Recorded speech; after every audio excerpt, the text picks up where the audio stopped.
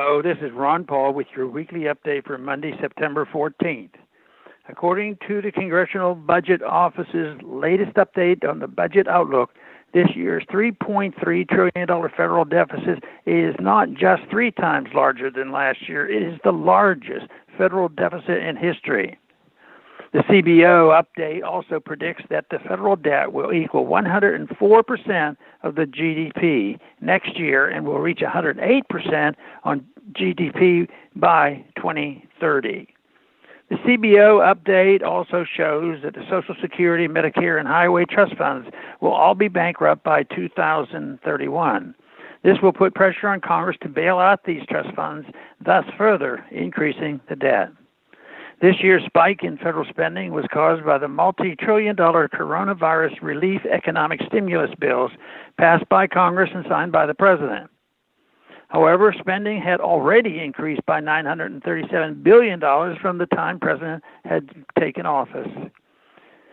Federal spending is unlikely to be reduced no matter who wins the presidential election. Former Vice President Joe Biden has proposed increasing spending on everything from Obamacare to militarism to green cronyism. Yet some progressives are attacking Biden for being too stingy in his spending proposals. Even more distressing is how few progressives are critical of Biden's support for increasing the military budget. With some notable exceptions, such as his infrastructure plan, President Trump is not proposing any massive new spending programs. However, he is not promising to stop increasing, much less cut, federal spending. Most Republicans have abandoned their Obama-era opposition to deficit spending to support President Trump's spending. This repeats a pattern where Republicans oppose deficit spending under a Democrat president, but decide that deficits don't matter when a Republican is sitting in the Oval Office.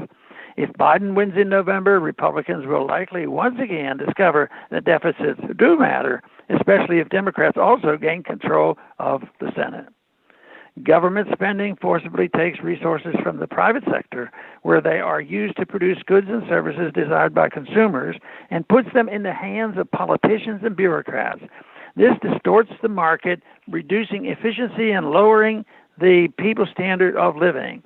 This, combined with pressure to monetize the federal debt, causes the Federal Reserve to pump money into the economy, leading to a boom-bust business cycle. Unless Congress begins reducing spending, the coming economic crisis will be even worse. The logical place to start cutting spending is ending all unnecessary overseas commitment, corporate welfare, and shutting down all unconstitutional federal agencies, starting with the Department of Education. The savings from these cuts can be used to start paying down the debt and providing for those truly dependent on the current system while we transition away from the welfare state. Most politicians will not vote to curtail welfare warfare state unless their constituents demand it.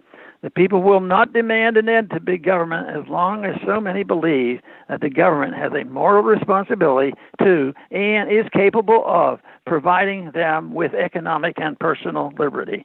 Therefore, our priority must be on getting people to reject the entitlement mentality and embrace the philosophy of liberty.